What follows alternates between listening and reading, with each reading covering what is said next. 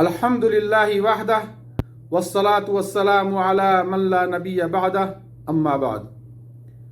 کچھ لوگوں کو یہ غلط فہمی ہے کہ اسلام دھرم کا اتہاس 1450 سال پہلے محمد صلی اللہ علیہ وسلم کے سمے سے ہے، جبکہ حقیقت یہ ہے کہ اسلام کوئی نیا دھرم نہیں بلکہ دنیا کا اتہاس پڑھنے والا خوب جانتا ہے کہ اسلام دھرم اسی دن سے ہے جس دن زمین پر آدم اور حوا علیہ السلام کو اتارا گیا، اور ہر قوم و زمانے میں اسلام دھرم کی دعوت و شکشا دینے کے لیے اسی قوم سے الگ الگ دوت نبی رسول بھیجے جاتے رہے۔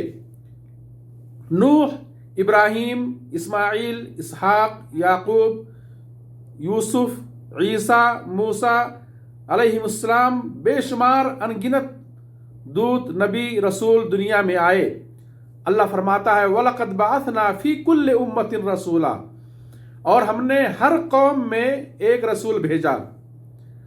آدم علیہ السلام سے لے کر تمام دود نبی رسول نے جس دین کی طرف بلایا اس کا نام اسلام تھا، اور ہمیشہ سے اللہ کے نزدیک پسندیدہ دین اسلام رہا۔ ان الدین عند اللہ الاسلام، سارے نبی و رسول اور ان کے ماننے والوں نے اپنے آپ کو مسلمان کہا۔ نبی ابراہیم علیہ السلام نے کہا وَأَنَا أَوَّلُ الْمُسْلِمِينَ۔ ان مبارک ہستیوں نے اپنی اولاد کو بھی مرتے دم تک دین اسلام پر باقی رہنے کی وصیت کی۔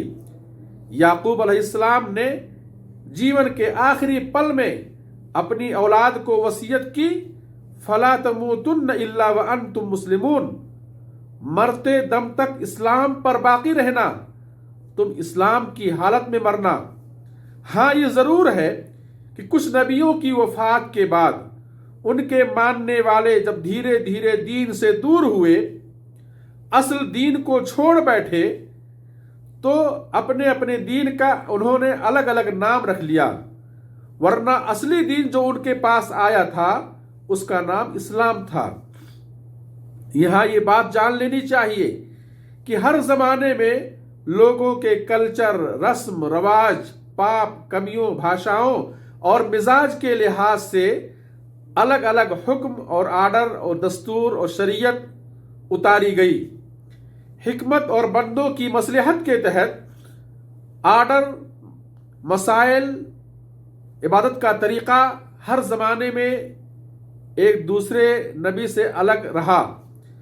کسی شریعت میں مصلحتاً کچھ سختیاں رکھی گئی تو دوسری شریعتوں میں آسانیاں کر دی گئی۔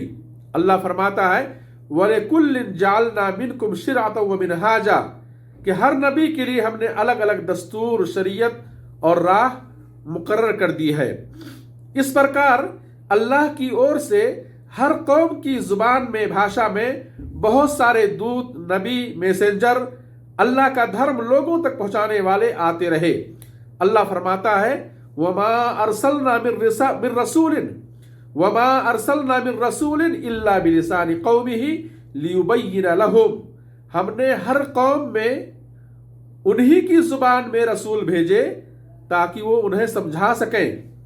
وقفے وقفے سے نبی اور رسول بھیجنے کا مقصد انسان کو آزمانا اور ان کا امتحان لینا تھا، ورنہ اگر اللہ چاہتا تو پہلے ہی دن قیامت تک کے لیے ایک رسول بھیج دیتا اور ساری دنیا والوں پر اسی ایک رسول کے ماننے کو لازم کر دیتا، اور پھر یہ لوگوں کے لیے مشکل ہو جاتا، کٹھن ہو جاتا۔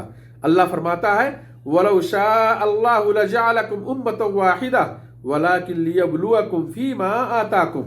نبیوں اور رسولوں کی آخری کڑی، آخری دود، آخری نبی، آخری پیغمبر محمد صلی اللہ علیہ وسلم ہے۔ انہوں نے بھی اسلام دھرم کا ہی پرچار کیا۔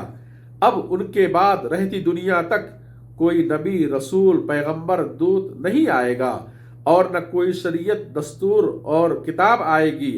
قیامت تک سبھی لوگوں کے لیے ضروری ہے کہ وہ آخری نبی، آخری پیغمبر محمد صلی اللہ علیہ وسلم اور آخری کتاب قرآن کریم پر ایمان لائیں، انہیں فالو کریں اور اسی کا نام اسلام ہے۔ اللہ سے دعا اللہ اسلام کی حقیقت سمجھنے کی توفیق دے۔ وآخر دعوانا ان الحمد للہ رب العالمین۔